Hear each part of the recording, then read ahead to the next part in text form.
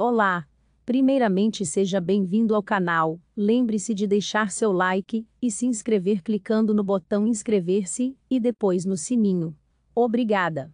A Revolução Francesa foi um período marcante para a história da Europa, sobretudo pela agitação política e social que despertou na França. E apesar de ter sido uma época tão relevante para a forma como compreendemos a sociedade atualmente, muitas informações propagadas sobre esse evento histórico por aí não estão exatamente corretas.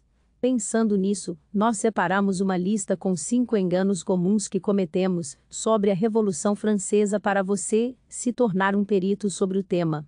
Preste bem atenção. 1. Les Misérables conta a história da Revolução Francesa. Fonte: Wikimedia Commons. Muitas pessoas acreditam que o musical francês Les Misérables, 1985, se passa durante a Revolução Francesa e conta a história daquela época. Entretanto, essa obra não só não conta como foi a Revolução, como é literalmente ambientada em meio a outra revolta francesa, algo bastante comum entre nossos colegas europeus. A Revolução Francesa teve início em meados da década de 1780 e teve fim em 1799, quando Napoleão Bonaparte tomou o poder. Já no musical, o protagonista Jean Valjean é liberado da prisão no início do roteiro, e o ano já era 1815. Logo, o clímax da história se passa durante a Revolta de Paris de 1832, uma insurreição antimonarquista dos republicanos parisienses. 2.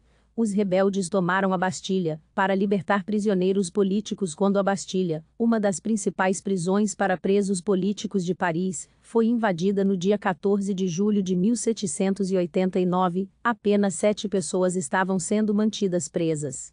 1 era um parente rebelde enviado por sua família, 4 estavam cumprindo pena por falsificação e 2 haviam sido julgados por insanidade. Ou seja, a teoria que a tomada da Bastilha teria sido para recuperar presos políticos não funciona muito bem. Mas por que invadir uma prisão? O principal motivo, segundo historiadores, era para obter munição para armas, visto que era ali onde a monarquia francesa guardava parte de seu arsenal. 3. Todos os reformistas franceses queriam o fim da monarquia. A crise econômica trouxe luz para alguns dos maiores problemas de longa data na França, principalmente os efeitos do feudalismo naquela sociedade. Não só a nobreza e membros do alto escalão do clero eram donos da maior parte das terras, essas pessoas também eram isentas de taxas e tinham diversas regalias. Foi assim que diversos reformistas franceses se reuniram em passeatas durante 1789 para demonstrar indignação, com a grande maioria concordando que aquele sistema político deveria acabar. Entretanto, uma parte das facções políticas da época acreditavam que apenas mudar para uma monarquia constitucional seria suficiente para resolver todos os problemas. 4. A guilhotina foi inventada durante a Revolução Francesa, embora o nome guilhotina tenha surgido em homenagem ao físico francês Joseph-Ignace Guillotin. Essa não foi exatamente uma invenção que aconteceu durante a Revolução Francesa. Versões dessa máquina de decapitação já eram utilizadas ao redor do mundo muito antes dessa época. Na Escócia, por exemplo, o Maiden foi usado entre a metade dos anos 1500 até o começo dos anos 1700.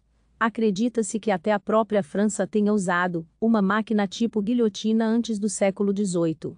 No fim das contas, a única contribuição verdadeira de Guillotin foi sugerir que o país padronizasse as execuções. 5.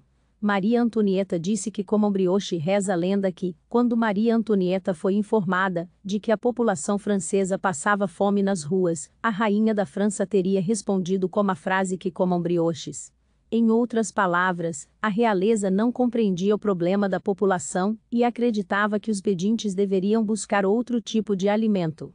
Na época, o brioche era um tipo de pão caro, e não exatamente o tipo de coisa que a plebe consumia. A primeira referência da frase veio através do filósofo Jean-Jacques Rousseau em seu livro Confissões, escrito na década de 1760. Entretanto, Maria Antonieta só foi se mudar de verdade para a França, para se casar com o futuro rei em 1770. Logo, podemos assumir que Rousseau estava se referindo a outra princesa ou outra situação.